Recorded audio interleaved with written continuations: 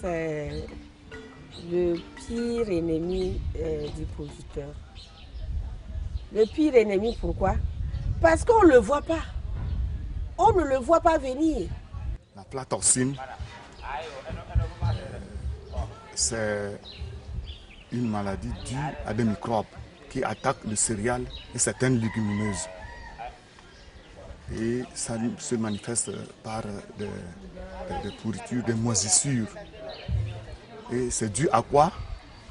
C'est dû au mauvais entretien des champs et des stocks. Il y a des êtres qui sont dans la nature, invisibles, et le plus souvent qui sont présents dans nos champs, et qui, si les conditions sont favorables pour eux, ils se développent, ils déposent certaines matières sur nos produits, en l'occurrence le maïs, l'arachide et autres. Là.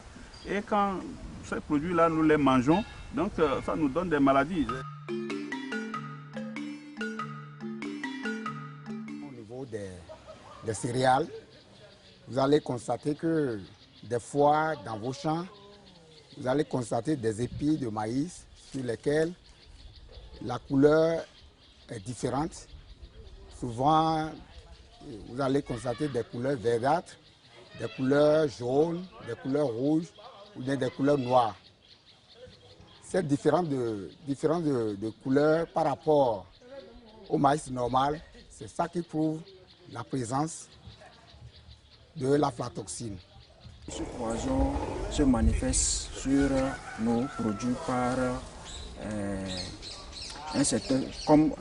une poussière verdâtre ou un changement de couleur de nos produits. Donc lorsque la maladie est attaquée par, nos produits sont attaqués par cette maladie, nous allons voir que nos produits changent de couleur automatiquement. L'aflatoxine même, vous ne pouvez pas, elle est incolore, vous ne pouvez pas voir sa couleur et savoir, voir un stock tout de suite et savoir qu'il y a de l'aflatoxine dedans. Mais lorsque vous regardez l'aspect, la couleur des grains de maïs ou de céréales ou les graines d'arachide, lorsque c'est décoloré, c'est moisi, vous pouvez soupçonner qu'il y a la présence de l'aflatoxine. La maladie là est causée par la récolte tardive de nos produits, le mauvais stockage de nos produits et la manière dont nous sémons, nous trions les semences. C'est le mauvais séchage.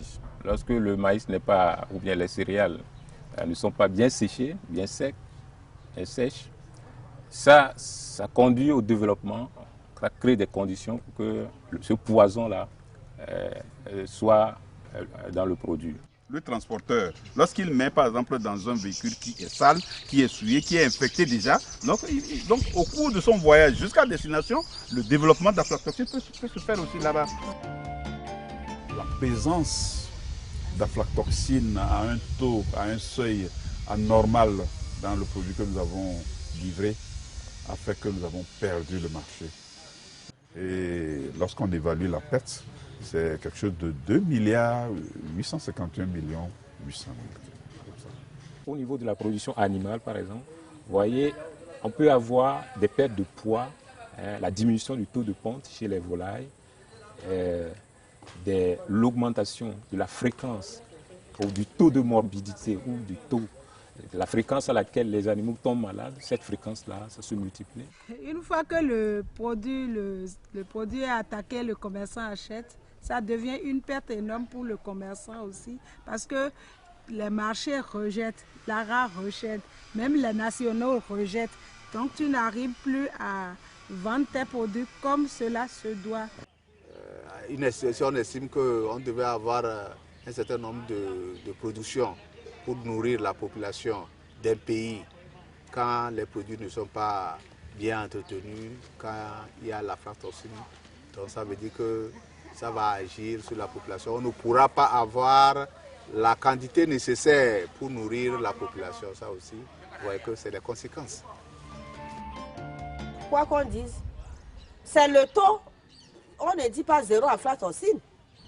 Je crois que ça n'est peut-être dans les pays européens où eux ils ne font pas vraiment partie de la zone ou de prédilection de du développement de l'aflatoxine. Mais dans les zones où l'Afrique est en plein pied, là où la zone de prédilection de l'aflatoxine, je pense que l'aflatoxine n'est pas zéro.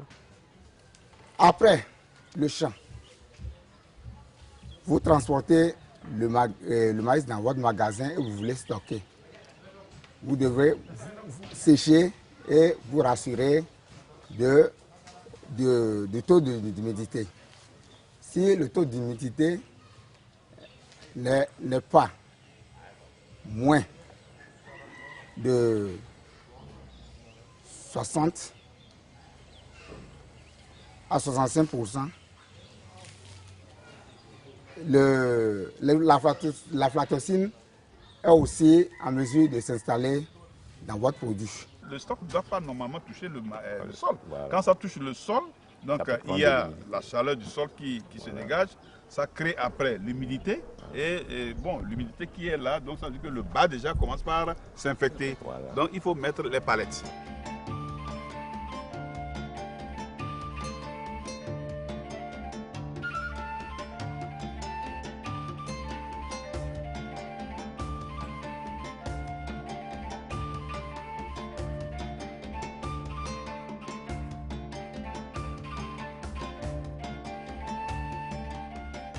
Il faut qu'on vulgarise ce produit-là, la flacée.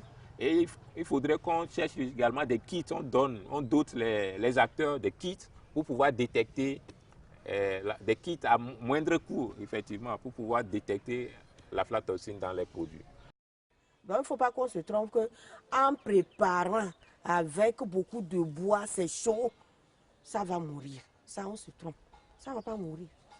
Il ne faut pas aussi qu'on se trompe en disant, en donnant aux animaux, l'animal là, il va digérer ça, il va faire des fientes avec et c'est fini. Ce n'est pas fini. Ça va rentrer dans le sang de l'animal. Et après, nous, en tant qu'humains, on va consommer.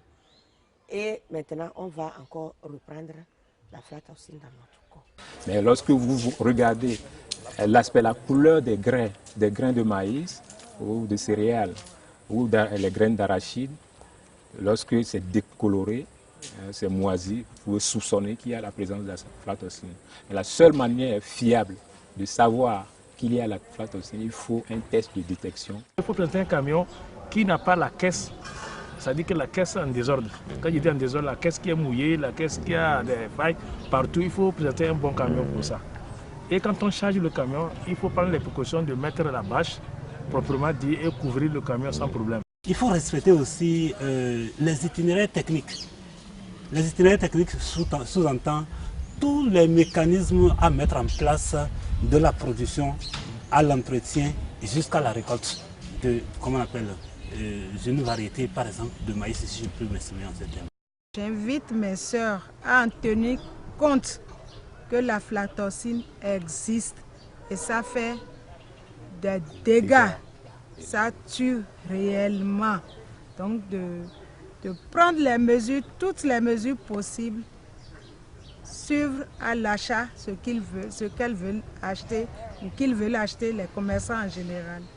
Nous devons lancer aussi l'appel aux partenaires techniques et financiers de toujours continuer par soutenir la CETOP, les organisations de producteurs, les organisations d'acteurs céréaliers, pour que l'information soit portée, pour que les bonnes pratiques soient diffusées largement, pour qu'on arrive à réduire vraiment le niveau de contamination de nos produits par l'aflatoxine, par ce poison-là, pour que les producteurs puissent avoir accès, les acteurs puissent avoir accès à des marchés vraiment porteurs, à des marchés rémunérateurs pour améliorer leur cadre de vie.